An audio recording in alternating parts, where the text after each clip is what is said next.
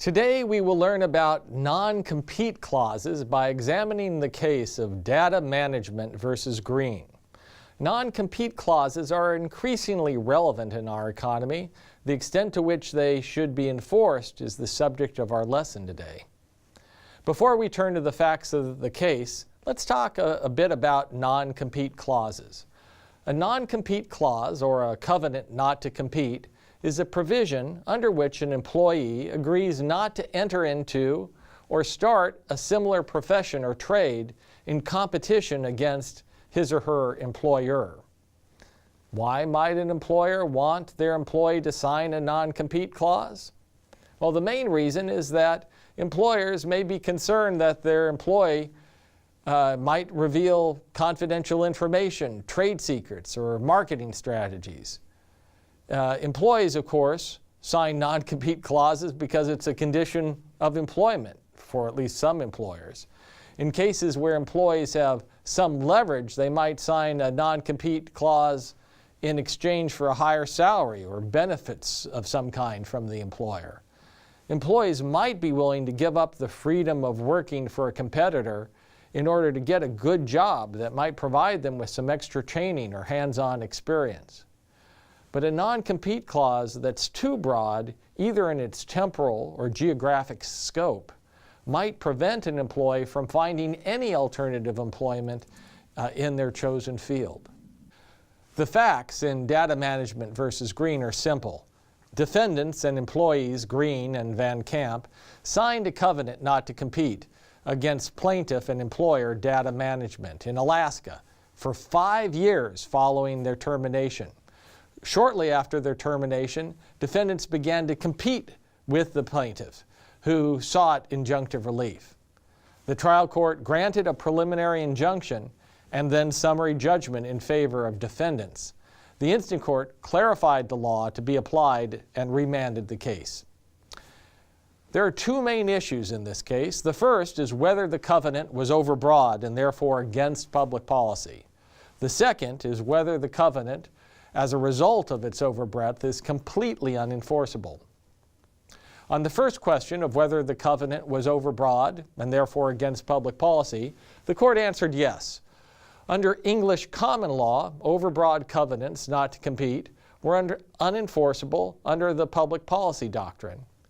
In effect, preventing covenants that are overbroad sets a ceiling or a cap on their length. Covenants not to compete must be reasonable with regard to both their length and their geographic scope. There's a mandatory ceiling on this scope. In this diagram, you can think of there being a mandatory ceiling on the maximum duration of the covenant and not to compete. The court finds that the covenant not to compete for 5 years goes beyond this cap and goes into the non-contractable zone. This immutable ceiling is similar to the treatment of unconscionably high markups and the treatment of unconscionably high liquidated damages amounts that operate as penalties. In these other contexts, the law also places mandatory caps on the markups or the price or on the size of liquidated damages. But the default rules are very different in these different contexts. The default duration of a covenant not to compete is 0 years. If you leave out a covenant, then there's no duration. You can immediately compete. But the default price is a reasonable price, not a zero price. And a default damages are expectation, not zero damages. So from these examples, you can see that contract law can not only decide what a default rule is, but it can also limit the alternatives to the default which the parties can choose by putting on ceilings or floors or somehow limiting what other options they go for. Why is the mandatory ceiling imposed here? Well, one reason is that restraints against labor raise 13th Amendment type concerns. Recall that the 13th Amendment banned slavery and involuntary servitude in the United States, One argument is that the covenant not to compete are unconstitutional restraints on people's ability to provide their labor in an open marketplace. We also don't want a former employee to become a ward of the state. If employees are laid off and can't find another job because of a covenant not to compete, they might have to rely on social security payments or welfare payments of one type or another. This means the rest of society picks up the tab for the non-compete. Generally, when you see a mandatory limitation on freedom of contract, you should ask whether the limitation can be justified in terms of externalities or paternalism concerns.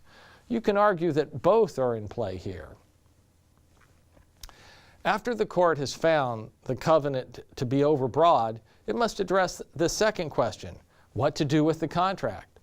The court opted to reasonably alter the covenant to make it enforceable. The court has three main approaches to a covenant that is overly broad, that goes beyond the mandatory ceiling.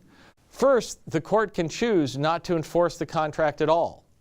This court does not like this approach because it, quote, may produce unduly harsh results, unquote. But you might argue that we want harsh results for deterrence purposes, to deter employers from putting in overbroad covenants not to compete.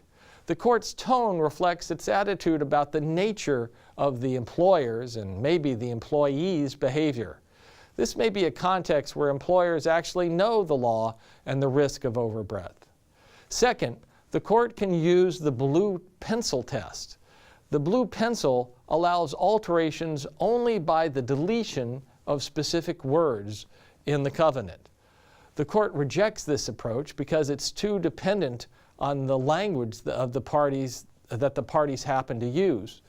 The blue pencil rule is a very mechanical rule, but because some courts rely on it, parties might consider fallback language indicating that the covenant will be enforced for the longest period possible. So a party might say, a covenant might read, this covenant lasts for 5 years or for the longest period allowed by law. The blue pencil rule arose because courts are disinclined to rewrite contracts, to add in their own language into it. With the blue pencil rule, courts don't have to write any new words. They just have to strike offending words. Sometimes a crafty court might be able to strike a word or even just a digit. For instance, a 10-year non-compete clause might become a 1-year non-compete clause by striking the number 0. The last approach, the one adopted by the court in Greene, is the reformulation of the contract to a reasonable breadth. In this case, the court adopts this approach unless the contract was not drafted in good faith. If it was drafted in bad faith, the contract wouldn't be enforced altogether. When parties violate a mandatory limitation, there are two generic legal responses. First, the law can substitute the provision that comes closest to what the parties contracted for. That result is depicted in this slide by moving the parties to a covenant just below the mandatory cap. Alternatively, the law can punish one or both of the contractors for violating the mandatory limitation. That result is depicted in this slide by moving the parties to a covenant with 0 duration. It's a poorer length with regard to an employer's preferences than what the employer might have been able to contract for. Non-compete clauses also appear in the sale of a business. Well, why would a buyer and seller of a business want a non-compete clause? Usually, the vendor of a business will promise not to compete with the purchaser to ensure the value of the business being sold. For instance, suppose that Robert sells Sally his bakery. Sally will likely demand that Robert sign a non-compete to not open up a new bakery next door because that would undermine most of the value of the bakery Sally just bought. The covenant not to compete has been the source of prolific litigation. An Ohio court once wrote that there is so much authority on non-compete that it can be compared to a sea that will drown the legal researcher. U.S. jurisdictions approach non-compete clauses differently. While the majority of U.S. states recognize and enforce various forms of non-compete agreements, a few, such as California, show great hostility toward the enforcement of covenants not to compete. In general, courts focus upon two aspects of a covenant: whether it protects some legitimate interest of the promisee and whether it's reasonable in scope. When it comes to the sale of a business, courts tend to be more favorably disposed toward covenants that are ancillary to the sale of a business than toward those that restrict an employee's competitive activities. A covenant ancillary to the sale of a business is usually seen as protective of the goodwill being sold. With respect to the employee's covenant, where the party does not have a special or unique skill, the usual attempt is protect by precluding the use of trade secrets, confidential information, customer lists, and the like. The reasonableness test deals primarily with the area and types of companies covered, as well as the duration of the covenant. And it is here that efforts are frequently made, as in the instant case, to convince a court that the excessive parts should be excised, leaving intact that which is reasonable both as with regard to space and time. Efforts are thus made to sever or divide the legal portion from the portion which is illegal. The geographic scope is increasingly problematic because in the internet age, many manufacturers find themselves competing online with producers from anywhere in the world. In summary, a non-compete clause or covenant not to compete often appears in an employment contract or a sale of a business. Non-compete clauses cannot be overbroad and against public policy.